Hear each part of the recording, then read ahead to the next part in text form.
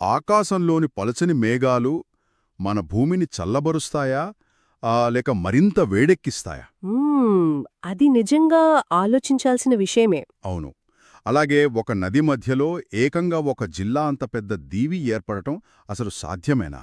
ఈరోజు మనం ఇలాంటి ఎన్నో అద్భుతమైన భౌగోళిక, అంతరిక్ష రహస్యాలను ఈ లోతైన విశ్లేషణలో ఛేదించబోతున్నాం. Welcome back to Vaak Academy. If you are preparing for competitive exams, this video is a must-watch for you. In today's video, I will cover 18 most repeated geography PYQs from UPSC, APPSC, SSC, and TGPSC. Don't forget to like, subscribe, comment, share, and click the hype button to help this video reach maximum aspirants. ఖచ్చితంగా. భౌగోళిక శాస్త్రం, పర్యావరణం, అంతరిక్షం వీటన్నిటికీ సంబంధించిన ముఖ్యాంశాలను ఒక dynamic quiz లాగా కానీ చాలా లోతైన విశ్లేషణతో తెలుసుకుందాం. అదే కదా, ప్రతి ప్రశ్నకు కేవలం ఆన్సర్ తెలుసుకోవడం మాత్రమే కాదు, ఆ ఆన్సర్ వెనుక ఉన్న ఎందుకు, ఎలా అనే అసలు లాజిక్ పట్టుకుందాం. సో మొదటి ప్రశ్న అంటే ప్రశ్న 66తో మన ప్రయాణం మొదలు పెడదాం.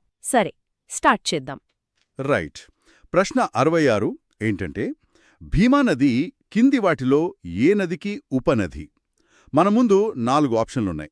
1 కావేరి, 2 కృష్ణ, 3 గోదావరి, 4 మహానది.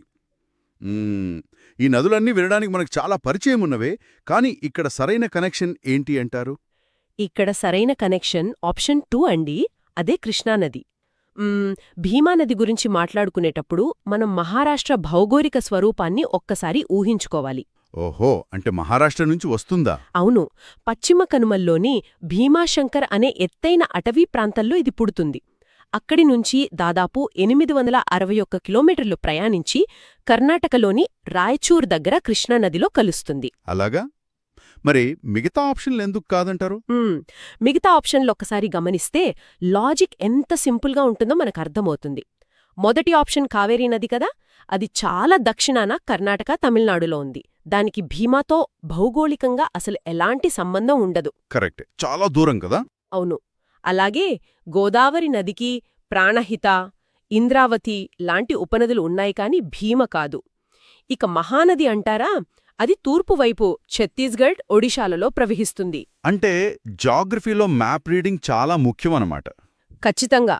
నదుల ప్రవాహ దిశ తెలిస్తే మనం ఆప్షన్లను సులభంగా ఎలిమినేట్ చేయొచ్చు. అంటే మనం మన దేశం మ్యాప్ని ఎప్పుడు మైండ్లో ప్రింట్ చేసుకోవాలి. ఒక రకంగా మహారాష్ట్ర, కర్ణాటకల్లోని ఎన్నో వ్యవసాయ భూములకు ఈ భీమా నది ఒక ప్రధాన రక్తనాళం లాంటిది అనుకోవచ్చు. అవునవును, చాలా చక్కగా చెప్పారు. అద్భుతం. ఇప్పుడు మనం ప్రశ్న 67కు వెళ్దాం. సాధారణంగా నదులు సముద్రంలో కలుస్తాయి లేదా లోయలను ఏర్పరుస్తాయి కదా, కానీ ఈ ప్రశ్న ఏంటంటే మజులీ దీవి ఏ నదిలో ఉంది? ఆప్షన్లు 1 నర్మదా, 2 సింధు, 3 గంగా, 4 బ్రహ్మపుత్ర. అసలొక నది మధ్యలో దీవి ఏర్పడటమేంటండి? అదే ఇక్కడున్న మ్యాజిక్. దీనికి సమాధానం ఆప్షన్ 4 బ్రహ్మపుత్ర నది. మజులీ దీవి అంటే ఏదో ఒక చిన్న ఇసుక తిన్నె కాదు. మరేంటి? అది ప్రపంచంలోనే అతిపెద్ద నదీ ద్వీపం. అస్సాంలో ఇది ఏకంగా ఒక రెవెన్యూ జిల్లా. వావ్! నది మధ్యలో ఒక జిల్లానా? ఇదెలా ఏర్పడింది? ఏంటంటే బ్రహ్మపుత్రా నది హిమాలయాల నుంచి వచ్చేటప్పుడు విపరీతమైన మట్టిని, ఒండ్రునూ తనతో పాటు తీసుకొస్తుంది. అస్సాం మైదాన ప్రాంతానికి రాగానే నది ప్రవాహ వేగం ఒక్కసారిగా బాగా తగ్గిపోతుంది. ఓహో, స్లో అయిపోతుందన్నమాట. అవును. ఆ స్లో అవ్వడం వల్ల ఆ మట్టి అంతా ఒకే చోట పేర్కుపోయి ఇంత పెద్ద భూభాగంగా అదే ఒక దీవిగా మారింది. అదే మనం మొదటి ఆప్షన్ అయిన నర్మదా నదిని తీసుకుంటే అది పగులు లోయల గుండా చాలా వేగంగా ప్రవహించి అరేబియా సముద్రంలో కలుస్తుంది. అంటే వేగం ఎక్కువున్నప్పుడు మట్టి నిలబడదు అంటారు. ఖచ్చితంగా. వేగం ఎక్కువ ఉన్నప్పుడు మట్టి నిలబడదు కాబట్టి అక్కడ దీవులు ఏర్పడవు. కేవలం ఎస్చురీలు మాత్రమే ఏర్పడతాయి. అర్థమైంది. నది తెచ్చే మట్టి ఒక జిల్లాను సృష్టించిందంటే ప్రకృతి శక్తి ఎంత అద్భుతమైనదో మనకు అర్థమవుతోంది. ఇక భూమిపై ఉన్న వృక్ష సంపద గురించి ప్రశ్న 68 చూద్దాం. సరే, అడగండి. సింకోనా చెట్లు ఏ అడవుల్లో కనిపిస్తాయి? ఇక్కడ 2 స్టేట్మెంట్స్ ఇచ్చారు. స్టేట్మెంట్ 1 ఉష్ణమండల సతతహరిత అడవులు, స్టేట్మెంట్ 2 మడ అడవులు. వీటిలో ఏది సరైనది అని అడుగుతున్నారు. ఆప్షన్లు కేవలం 1, కేవలం 2, 2 లేదా ఏదీ కాదా? ఇక్కడ ఆన్సర్ ఏంటంటే కేవలం 1 మాత్రమే సరైనది. సింకోనా చెట్లు ఉష్ణమండల సతతహరిత అడవుల్లో అంటే ఎప్పుడూ పచ్చగా ఉంటూ అత్యధిక వర్షపాతం ఉండే కేరళ పశ్చిమ కనుమలు, నీలగిరి కొండలు లేదా ఈశాన్యాన డార్జిలింగ్ లాంటి ప్రాంతాల్లోనే పెరుగుతాయి. ఆహా, ఎప్పుడు పచ్చగా ఉండే అడవుల్లో అన్నమాట. అవునండి. ఇంకో విషయం ఏంటంటే ఈ చెట్టుకి ఒక గొప్ప చరిత్ర ఉంది. ఒకప్పుడు మలేరియా వ్యాధికి సరైన మందు లేక లక్షలాది మంది చనిపోయేవారు. అవును, చదివాను నేనెక్కడో. అప్పుడు ఈ సింకోనా చెట్టు బెరడు నుంచే క్వినైన్ అనే ఆల్కలాయిడ్ను తీసి మలేరియా మందును తయారుచేశారు. వావ్, ఎంత గొప్ప విషయం! మరి రెండో స్టేట్మెంట్ గురించి? ఇక రెండో స్టేట్మెంట్. మడ అడవులు చూస్తే అవి సముద్ర తీరంలో ఉప్పునీటి బుడదలో ఉంటాయి కదా. సింకోనా లాంటి సున్నితమైన చెట్లు ఆ ఉప్పునీటిలో బతకడం అస్సలు అసాధ్యం. ఒక చెట్టు బెరడు ప్రపంచాన్ని మలేరియా నుంచి కాపాడిందన్నమాట. ఇక ఈ ఉష్ణమండల అడవులు వాతావరణంపై ఎంత ఆధారపడి ఉంటాయో మనకు తెలుసు. ఆ వాతావరణం గురించి ఇప్పుడు ప్రశ్న 69 చూద్దాం. ఓకే. భారతదేశంలో చలికాలానికి సంబంధించి ఏ స్టేట్మెంట్లు సరైనవి? స్టేట్మెంట్ 1, ఉత్తర భారతదేశంలో నవంబర్ మధ్య నుంచి ఫిబ్రవరి వరకు స్పష్టమైన చలికాలం ఉంటుంది. స్టేట్మెంట్ 2, ద్వికల్పక ప్రాంతంలో అంటే మన దక్షిణ భారతదేశంలో స్పష్టమైన చలికాలం ఉండదు. ఆప్షన్లు చూస్తే కేవలం 1, కేవలం 2, 2 ఏదీ కాదు. ఇక్కడ 2 స్టేట్మెంట్స్ ఖచ్చితంగా సరైనవేనండి. అంటే ఆప్షన్ 3 అనమాట. దీని వెనుక ఒక అద్భుతమైన భౌగోళిక సూత్రం దాగి ఉంది. అదే కాంటినెంటాలిటీ. కాంటినెంటాలిటీనా అంటే ఏంటి? ఉత్తర భారతదేశం ఉదాహరణకు ఢిల్లీ లేదా పంజాబ్ తీసుకోండి. అవి సముద్రానికి వందల కిలోమీటర్ల దూరంలో ఉన్నాయి. సముద్ర ప్రభావం ఏమాత్రం లేకపోవడం వల్ల అక్కడ చలికాలంలో ఉష్ణోగ్రతలు విపరీతంగా పడిపోతాయి. గడ్డకట్టే చలి ఉంటుంది. కరెక్ట్. ఢిల్లీలో విపరీతమైన చలి ఉంటుంది అంటారు కదా. అవును. కాని దక్షిణ భారతదేశం చూస్తే 3 వైపులా అరేబియా సముద్రం, హిందూ మహాసముద్రం, బంగాళాఖాతంతో చుట్టుముట్టి ఉంది కదా. ఆ నీటికి ఒక ప్రత్యేక లక్షణం ఉంది. అది వాతావరణంలోని వేడిని త్వరగా గ్రహించదు, అలాగే ఉన్న వేడిని త్వరగా కోల్పోదు. ఓహో, అంటే టెంపరేచర్ని బ్యాలెన్స్ చేస్తుందన్నమాట. అదే కదా. ఆ సముద్రపు గాలి వల్ల దక్షిణాన వాతావరణం ఎప్పుడూ మోడరేట్గా ఒకేలా ఉంటుంది. అందుకే మనకి దక్షిణాదిన ప్రత్యేకంగా స్వెటర్లు వేసుకునేంత, వణికిపోయేంత చలికాలమని ఏమీ అనిపించదు. అంటే సముద్రం ఒక పెద్ద ఏసీలాగా లేదా హీటర్లాగా మన టెంపరేచర్ని బ్యాలెన్స్ చేస్తుందన్నమాట. చాలా ఇంట్రెస్టింగ్ లాజిక్. ఉష్ణోగ్రతల గురించి మాట్లాడాం కాబట్టి సూర్యుడి చలనం గురించి ప్రశ్న 80లో చూద్దాం. రైట్. ఉత్తరార్ధగోళంలో అదే నార్థన్ హెమిస్ఫియర్లో సాధారణంగా సంవత్సరంలో అతి పొడవైన రోజు ఎప్పుడొస్తుంది?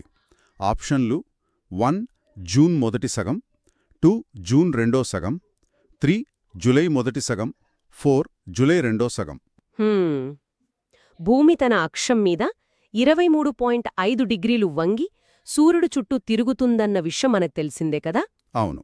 ఇలా తిరిగే క్రమంలో భూమి యొక్క ఉత్తర భాగం సూర్యుడి వైపు అత్యధికంగా వంగి ఉండే రోజు ఒకటుంది. ఆ రోజు సూర్యకిరణాలు కర్కట రేఖ మీద నిట్టనిలువుగా పడతాయి. దాన్నే మనం సమ్మర్ సోల్స్టిస్ అంటాం. అంటే వేసవికాలంలో వచ్చే ఆ ప్రత్యేకమైన రోజు కదా. అది ఎప్పుడొస్తుంది? అది ఖచ్చితంగా జూన్ 21న వస్తుందండి. జూన్ 21 అంటే సహజంగానే జూన్ నెలలో రెండో సగం, అంటే జూన్ 16 నుంచి 30 వరకు ఉన్న ఆప్షన్ కదా. అవునవును. కాబట్టి ఆప్షన్ 2 సరైన సమాధానం. ఆ రోజున ఉత్తరార్ధగోళంలో పగటి సమయం అత్యంత పొడవుగా ఉంటుంది. రైట్. ఎండలు, పగటి సమయం గురించి మాట్లాడుకున్నాం. ఇప్పుడు ఆ ఎండను అడ్డుకునే మేఘాల గురించి ఒక కన్ఫ్యూజింగ్ ప్రశ్నలోకి వెళ్దాం. కానీ దానికి ముందు ఒక చిన్న రిమైండర్.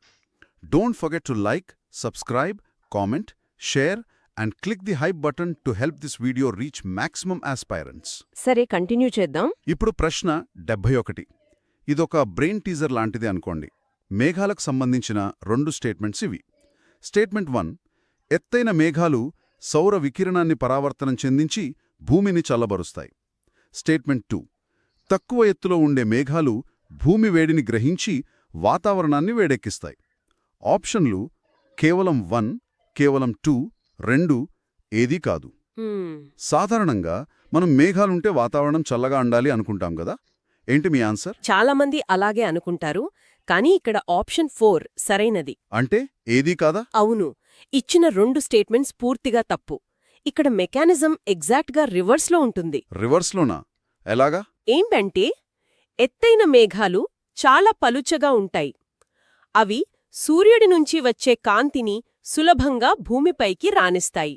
కాని భూమి వేడెక్కిన తర్వాత వెనక్కి పంపే ఇన్ఫ్రారెడ్ రేడియేషన్ను, అంటే వేడిని మాత్రం అంతరిక్షంలోకి పోనివ్వకుండా ఆపేస్తాయి. ఓహో, అంటే వేడి లోపలే ఉండిపోతుందన్నమాట. అవును, అంటే ఎత్తైన మేఘాల వల్ల ఉష్ణోగ్రత పెరుగుతుంది. ఇక రెండో స్టేట్మెంట్ విషయానికొస్తే, తక్కువ ఎత్తులో ఉండే మేఘాలు చాలా మందంగా, దట్టంగా ఉంటాయి కదా. ఇవి సూర్యకాంతిని భూమిని చేరకముందే పైనుంచే గొడుగులా వెనక్కి పరావర్తనం చేస్తాయి. కాబట్టి వాటివల్ల భూమి చల్లబడుతుంది. అద్భుతమైన లాజిక్. అంటే ఎత్తైన మేఘాలు ఒక పల్చని దుప్పటిలాగా మన వేడిని బయటకు పోనివ్వవు. అదే తక్కువ ఎత్తులో ఉండే మేఘాలు మందపాటి సన్షేడ్ లాగా అసలు ఎండనే రానివ్వవు. అవును, ఎగ్జాక్ట్గా అదే. ఈ దుప్పటి సన్షేడ్ కనెక్షన్ భలేగా ఉందండి.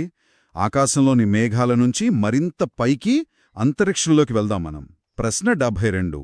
ఆస్ట్రాయిడ్స్ మరియు తోకచుక్కల మధ్య తేడాలు. దీనికోసం 3 స్టేట్మెంట్స్ ఉన్నాయి. స్టేట్మెంట్ 1, ఆస్ట్రాయిడ్స్ రాళ్లతో కూడిన చిన్న గ్రహాలు కాగా, తోకచుక్కలు రాళ్ళు, లోహాలతో పాటు గడ్డగట్టిన వాయువులతో ఏర్పడతాయి. స్టేట్మెంట్ 2, ఆస్ట్రాయిడ్స్ జూపిటర్, మార్స్ మధ్య కనిపిస్తాయి, కానీ తోకచుక్కలు వీనస్, మర్క్యూరీ మధ్య కనిపిస్తాయి. స్టేట్మెంట్ 3, తోకచుక్కలకు మెరిసే తోక ఉంటుంది, ఆస్ట్రాయిడ్స్కు ఉండదు. ఇక్కడ కరెక్ట్ ఆన్సర్ ఏంటంటే ఆప్షన్ 2 అండి. అంటే స్టేట్మెంట్ 1 మరియు 3 మాత్రమే. దీనర్థం స్టేట్మెంట్ 2 తప్పు అన్నమాట. ఎందుకు తప్పు? ఆస్ట్రాయిడ్స్ అంటే ఒకప్పుడు గ్రహాలుగా మారలేకపోయిన రాతి ముక్కలు. ఇవి మార్స్, జుపిటర్ మధ్య ఉన్న ఆస్ట్రాయిడ్ బెల్ట్లో ఉంటాయి. అది కరెక్టే. తోకచుక్కలు అంటే అంతరిక్షంలోని ఒక రకమైన డల్టీ స్నోబాల్స్ అనొచ్చు. దట్ ఈ స్నోబాల్సా? అవును, మంచు, దుమ్ము కలగలిసి ఉంటాయి కదా. ఇవి సూర్యుడి దగ్గరకు వచ్చినప్పుడు ఆ వేడికి మంచు ఆవిరై సౌరపవనాల వల్ల ఒక పొడవైన మెరిసే తోకలాగా మారుతుంది. ఇది కూడా కరెక్టే. మరి రెండో స్టేట్మెంట్లో తప్పేంటి?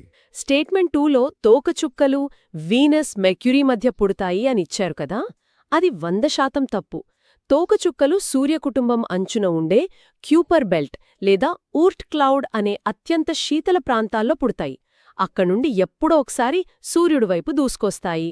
ఆహా, క్యూపర్ బెల్ట్ అనేది మన సౌర కుటుంబానికి ఒక సుదూరమైన సరిహద్దు గోడలాంటిదన్నమాట. కరెక్ట్.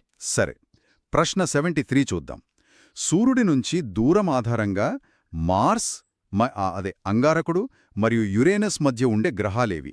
ఆప్షన్లు: 1, ఎర్త్ మరియు జూపిటర్, 2, జూపిటర్ మరియు సాటర్న్, 3, సాటర్న్ మరియు ఎర్త్, 4, సాటర్న్ మరియు నెప్ట్యూన్. ఇదొక సింపుల్ మెమరీ టెస్ట్ లాంటిది. మన గ్రహాల వరుసక్రమం గుర్తుంటే చాలు. మర్క్యూరీ, వీనస్, ఎర్త్, మార్స్, ఆ తర్వాత గ్యాస్ చైన్స్ అయిన జూపిటర్, సాటర్న్ ఉంటాయి. అవును, ఆ తర్వాతే యురేనస్ కదా? అవును, ఆ తర్వాత యురేనస్, నెప్ట్యూన్ వస్తాయి. కాబట్టి మార్స్కి, యురేనస్కి కరెక్ట్గా మధ్యలో ఉండేవి జూపిటర్ మరియు సాటర్న్. అందుకే ఆప్షన్ 2 కరెక్ట్ ఆన్సర్. పర్ఫెక్ట్. ఇప్పుడు ప్రశ్న 74. ఇది నక్షత్రాల జీవితకాలానికి సంబంధించిన చాలా ఆసక్తికరమైన ప్రశ్న. సూర్యుడి ద్రవ్యరాశి కంటే 1.44 రెట్లు తక్కువ ద్రవ్యరాశి ఉన్న నక్షత్రాలు చనిపోయేటప్పుడు వైట్ డ్వార్ఫ్స్ అంటే తెల్ల మరుగుజ్జులుగా మారుతాయని నిరూపించిన శాస్త్రవేత్త ఎవరు? ఆప్షన్లు: 1, Edwin Hubble, 2, S Chandrasekhar, 3, Stephen Hawking, 4, Steven Weinberg. దీనికి సమాధానం ఆప్షన్ 2, డాక్టర్ సుబ్రహ్మణ్యన్ చంద్రశేఖర్. ఇది మనందరం గర్వించదగ్గ విషయమండి. అవునా? ఎందుకు? ఆయన ఇంగ్లండ్కి ఒక ఓడలో ప్రయాణిస్తున్నప్పుడు కేవలం 19 ఏళ్ల వయసులో ఈ మ్యాథమెటికల్ ఈక్వేషన్ సాల్వ్ చేశారు. వావ్, 19 ఏళ్ల వయసులోనా? అవును. ఒక నక్షత్రం తన ఇంధనాన్ని మొత్తం కోల్పోయినప్పుడు దాని సొంత గురుత్వాకర్షణకే అది లోపలికి కుంచుకుపోతుంది. ఒకవేళ ఆ నక్షత్రం బరువు సూర్యుడి బరువులో 1.44 రెట్లు కంటే తక్కువ ఉంటే దానిలోని ఎలక్ట్రాన్లు ఒక రకమైన ఒత్తిడిని క్రియేట్ చేసి నక్షత్రం మరింత కుంచుకుపోకుండా ఆపుతాయి. ఓహో, ఒక లిమిట్ లాగన్నమాట. ఎగ్జాక్ట్గా. అప్పుడు అది వైట్ డ్వార్ఫ్గా మారుతుంది. దీన్నే మనం చంద్రశేఖర్ లిమిట్ అంటాం. ఒకవేళ ఆ లిమిట్ దాటితే అది సూపర్నోవాగా పేలిపోయి న్యూట్రాన్ స్టార్ లేదా బ్లాక్ హోల్గా మారుతుంది. ఇక మిగతా వాళ్ళు అంటే హాకింగ్, హబుల్ లాంటి వాళ్ళు వేరే రంగాలకు చెందినవారు. 19 ఏళ్ల వయసులో ఒక ఓడలో కూర్చుని బ్లాక్ హోల్స్ పుట్టుకకు సంబంధించిన ఒక గొప్ప రహస్యాన్ని కనుక్కోవడం నిజంగా ఆశ్చర్యం. ఇక కాంతికి సంబంధించిన ప్రశ్న 75 చూద్దాం. రైట్, చెప్పండి. ఆల్బీడో గురించి 2 స్టేట్మెంట్స్ ఉన్నాయి. 1. ఆల్బీడో అనేది పరావర్తనం చెందిన కాంతి ద్వారా ఒక వస్తువు యొక్క దృశ్య ప్రకాశాన్ని నిర్ణయిస్తుంది. 2. భూమి కంటే మర్క్యూరీ ఆల్బీడో చాలా ఎక్కువ. ఏది సరైనది తొంది అనే ఒక కొలమానమన్నమాట. కాంతిని బాగా రిఫ్లెక్ట్ చేస్తే అది ప్రకాశవంతంగా కనిపిస్తుంది కదా. అవును కదా. మరి రెండో స్టేట్మెంట్ ఎందుకు తప్పు? మెర్క్యూరీ సూర్యుడికి దగ్గరే కదా ఉంటుంది. అదే లాజిక్. మెర్క్యూరీ సూర్యుడికి అతి దగ్గరగా ఉన్నా కూడా దాని ఆల్బిడో కేవలం 0.1 మాత్రమే. ఎందుకంటే దానికి వాతావరణం లేదు, ఉపరితలం నిండా నల్లటి క్రేటర్స్, రాళ్ళు ఉంటాయి. ఆ రాళ్ళు కాంతిని పీల్చుకుంటాయి, కానీ రిఫ్లెక్ట్ చెయ్యవు. హరే, ఇది నేను ఊహించలేదు. మరి మన భూమి సంగతి? మన భూమి మీద తెల్లటి మేఘాలు, భారీ మంచుకొండలు, సముద్రాలు ఉండటం వల్ల మన ఆల్బిడో చాలా ఎక్కువ. దాదాపు 0.3 దాకా ఉంటుంది. అంటే భూమి కాంతిని బాగా వెనక్కి పంపుతుంది. కాబట్టి మెర్క్యూరీ ఆల్బిడో భూమి కంటే ఎక్కువ అనడం ముమ్మాటికి తప్పు. ఓహో, అంటే సూర్యుడికి దగ్గరగా ఉన్నంత మాత్రాన ప్రకాశవంతంగా మెరవాలన్న రూల్ లేదనమాట. ఈ గ్రహాల సిరీస్లో మరో ప్రశ్న 76. ఇదొక అసర్షన్ అండ్ రీజన్ ప్రశ్న. అసర్షన్ ఏ: సూర్యుని చుట్టూ తిరగడానికి భూమి కంటే మార్స్ తక్కువ సమయం తీసుకుంటుంది. రీజన్ ఆర్: మార్స్ వ్యాసం భూమి కంటే తక్కువ. ఈ రెండుంటి మధ్య లాజిక్ ఏంటి? ఇక్కడ ఆప్షన్ 4 సరైనది. అంటే ఏ తప్పు కాని ఆరొప్పు. ఎందుకంటే ఒక గ్రహం సూర్యుడి చుట్టూ తిరగడానికి పట్టే సమయం దాని సైజు మీద ఎప్పుడూ ఆధారపడి ఉండదు. మరి దేనిమీద ఆధారపడి ఉంటుంది? అది సూర్యుల నుంచి ఎంత దూరంలో ఉంది అనే దానిపై ఆధారపడి ఉంటుంది. కెప్లర్ 3వ నియమం ప్రకారం గ్రహం దూరం పెరిగే కొద్దీ దాని కక్షలో ప్రయాణించే సమయం పెరుగుతుంది. మార్స్ భూమి కంటే దూరంగా ఉంది కదా. కరెక్టే. కాబట్టి భూమికి 365 రోజులు పడితే మార్స్కి దాదాపు 687 రోజులు పడుతుంది.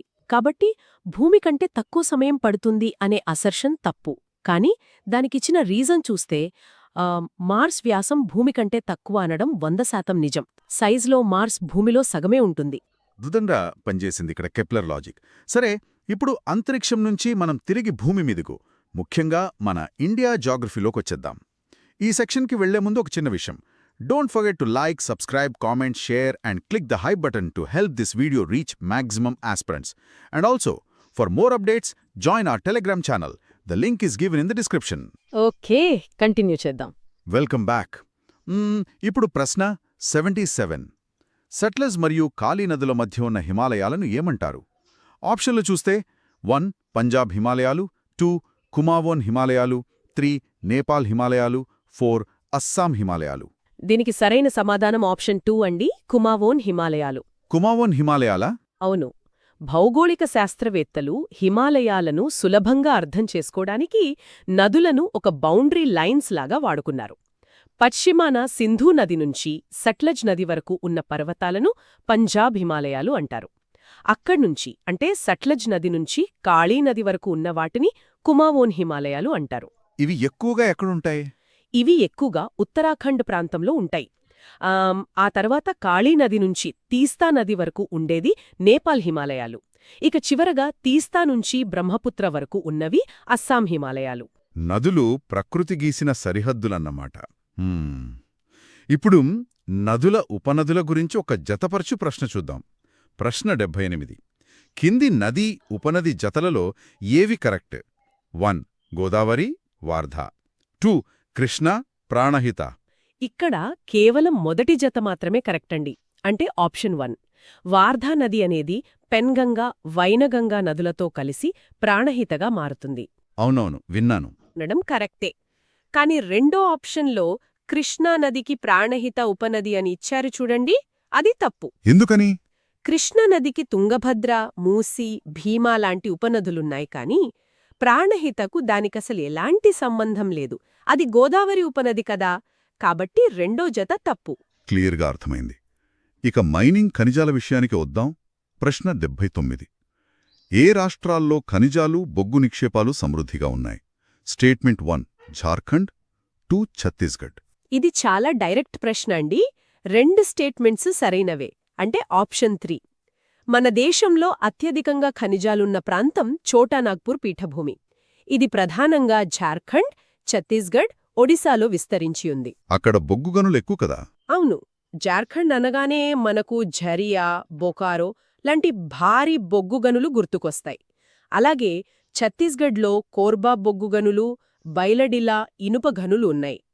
కోట్ల సంవత్సరాల క్రితం గోండ్వానా అడవులు భూమి పొరల్లో కూరుకుపోయి ఈ రోజు మనకు ఈ బొగ్గు నిక్షేపాలుగా మారాయి. వావ్! కోట్ల సంవత్సరాల క్రితం నాటి అడవులు. అవును, మన దేశ పారిశ్రామిక రంగానికి ఈ రాష్ట్రాలే వెన్నెముక అని చెప్పొచ్చు. ఫ్యాక్టరీలను నడిపే శక్తి అప్పటి అడవుల నుంచి వస్తుందన్నమాట. ఇప్పుడు మన తీర ప్రాంతాల మీద ప్రశ్న 50 చూద్దాం. తీర మైదానాల గురించి 2 స్టేట్మెంట్స్ ఇవి. 1. పశ్చిమ తీరం ఉత్తర భాగాన్ని నార్థన్ సర్కార్ అంటారు. 2. పశ్చిమ తీరం దక్షిణ భాగాన్ని మలబార్ తీరం అంటారు. వీటిలో ఏది నిజమంటారు?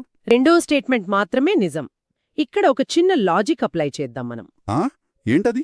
నార్థన్ సర్కార్ అనేది అరేబియా సముద్రం వైపు, అంటే పశ్చిమ తీరంలో అస్సల్లేదు. అది బంగాళాఖాతం వైపు తూర్పు తీరంలో, మన ఆంధ్రప్రదేశ్, ఒడిషా ప్రాంతంలో ఉంది. కాబట్టి మొదటి స్టేట్మెంట్ తప్పు. ఓకే, మరి రెండోది? పశ్చిమ తీరాన్ని మనం 3 భాగాలుగా చూస్తాం. ఉత్తరాన మహారాష్ట్ర, గోవా దగ్గర కొంకణ్ తీరం, మధ్యలో కర్ణాటక దగ్గర కన్నడ తీరం, మరియు దక్షిణాన కేరళ దగ్గర మలబార్ తీరం అంటారు. కాబట్టి పశ్చిమ తీరం దక్షిణ భాగాన్ని మలబార్ అంటారు అనేది 100% నిజం. కాబట్టి ఆప్షన్ 2 సరైనది. కన్ఫ్యూజ్ చేయడానికి ఈస్ట్ వెస్ట్ని మార్చేశారన్నమాట. రైట్. ఇప్పుడు ప్రశ్న 81. ఉష్ణమండల ఆకురాల్చే అడవుల గురించి. 1. ఇవి 200 సెంటీమీటర్ల కంటే ఎక్కువ వర్షపాతమున్న చోట ఉంటాయి. 2. ఇక్కడ పులి, సింహం, ఏనుగులాంటి జంతువులుంటాయి. ఆప్షన్లు తెలుసు కదా, ఏది కరెక్ట్? ఇక్కడ కూడా రెండో స్టేట్మెంట్ మాత్రమే కరెక్ట్, అంటే ఆప్షన్ 2. ఎందుకంటే వాతావరణంలో 200 సెంటీమీటర్ల కన్నా ఎక్కువ వర్షం పడితే ఆ చెట్లు అసలు తమ ఆకులను రాల్చాల్సిన అవసరమే ఉండదు. అవును కదా, వాటికి బోల్డంత నీరు దొరుకుతుంది. అదే కదా, అవి ఎప్పుడూ పచ్చగానే ఉంటాయి. వాటినే సతత హరిత అడవులు అంటారు. మన ఆకురాల్చే అడవులకు 70 నుంచి 200 సెంటీమీటర్ల వర్షపాతముంటే సరిపోతుంది. వేసవిలో నీటి ఎద్దడి నుంచి కాపాడుకోవడానికి అవి ఆకులను రాల్చుతాయి. మరి జంతువుల సంగతి? జంతువుల విషయానికొస్తే మన దేశంలో గిర్ అడవులు, మధ్యప్రదేశ్ అడవులు, బందీపూర్ ఇవన్నీ ఆకురాల్చే అడవులే. ఇక్కడే పులులు, సింహాలు, ఏనుగులు స్వేచ్ఛగా తిరుగుతాయి. కాబట్టి రెండో స్టేట్మెంట్ కరెక్ట్. వాతావరణానికి తగ్గట్టు ఆ చెట్లు ఎలా అడాప్ట్ అవుతున్నాయో చూస్తే ఆశ్చర్యంగా ఉంటుంది. ఆ వాతావరణం గురించే ఇప్పుడు ప్రశ్న 82 చూద్దాం. 1. థార్ ఎడారిలో ఉష్ణోగ్రత పగలు 50 డిగ్రీలు ఉంటే రాత్రి 15 డిగ్రీలకు పడిపోతుంది. 2. తీర ప్రాంతాల్లో ఉష్ణోగ్రత వ్యత్యాసం చాలా తక్కువ. ఈ 2 స్టేట్మెంట్సు సరైనవేనండి, అంటే ఆప్షన్ 3. ఇందాక చలికాలం ప్రశ్నలో మనం మాట్లాడుకున్న కాంటినెంటాలిటీ సూత్రమే ఇక్కడ కూడా పనిచేస్తుంది. ఎలాగా? ఎడారిలో ఇసుక కదా ఉండేది. అవును, ఇసుక ఉంటుంది. ఇసుక యొక్క స్పెసిఫిక్ హీట్ కెపాసిటీ చాలా తక్కువ. అంటే అది సూర్యుడు వేడిని తీసుకుని ఎంత త్వరగా వేడెక్కుతుందో సూర్యుడు అస్తమించగానే అంతే త్వరగా వేడిని వదిలేసి చల్లారిపోతుంది. ఓహో, అంటే ఫాస్ట్గా వేడెక్కి ఫాస్ట్గా చల్లాడుతుంది. అవునండి, అందుకే రాత్రికి ఎడారిలో విపరీతమైన చలి మొదలవుతుంది. అదే తీర ప్రాంతాలకు వస్తే పక్కనే మహాసముద్రం ఉంటుంది కదా, నీరు నెమ్మదిగా వేడెక్కి నెమ్మదిగా చల్లబడుతుంది. కాబట్టి తీర ప్రాంతాల్లో పగలు రాత్రి ఉష్ణోగ్రతల్లో అసలు పెద్దగా తేడా ఉండదు. ఇసుకకి నీటికి ఉన్న ప్రాథమిక లక్షణాలే అక్కడి వాతావరణాన్ని శాసిస్తున్నాయి. అద్భుతం. ఇక ఈరోజు మన విశ్లేషణలో ఆఖరి ప్రశ్న 83. గంగానది వ్యవస్థ గురించి. 1. గంగా యొక్క హెడ్ వాటర్స్ అంటే భాగీరథి, గంగోత్రి హిమానీ నదం నుంచి వస్తుంది. 2. హరిద్వార్ వద్ద గంగ పర్వతాలను వదిలి మైదానాల్లోకి ప్రవేశిస్తుంది. ఈ 2 స్టేట్మెంట్స్ అక్షరాలా నిజం. కాబట్టి ఆప్షన్ 3 సరైనది. గంగానది ఎక్కడ్నుంచో ఒకేసారి పెద్ద నదిలా పుట్టదండి. మరెలా పుడుతుంది? అది ఉత్తరాఖండ్లోని గంగోత్రి గ్లేసియర్, అంటే ఒక మంచుకొండ కరగడం వల్ల భాగీరథి అనే చిన్న ప్రవాహంగా పుడుతుంది. అది దేవప్రయాగ అనే చోట అలకనందా నదితో కలుస్తుంది. ఆ 2 నదుల సంగమం తరువాతే దానికి గంగా అని పేరొస్తుంది. అంటే 2 నదులు కలిస్తే గంగ అవుతుందన్నమాట. ఖచ్చితంగా. అక్కడ్నుంచి హిమాలయాల పగుళ్ల గుండా ప్రయాణించి మొదటిసారిగా హరిద్వార్ వద్ద చదునైన మైదాన ప్రాంతాల్లోకి అడుగుపెడుతుంది. అక్కడనుంచే మన వ్యవసాయానికి, కోట్లాది మంది జీవనానికి ఆధారమవుతుంది. మంచు కొండల్లో మొదలై మైదానాలను సస్యశ్యామలం చేస్తూ సాగే గంగానది ప్రయాణం నిజంగా అద్భుతం. ఇక్కడితో మనం 18 ప్రశ్నల లోతైన విశ్లేషణను పూర్తి చేశాం. Don't forget to like, subscribe, comment, share, and click the hype button to help this video reach maximum aspirants. And also, for more updates, join our Telegram channel. The link is given in the description.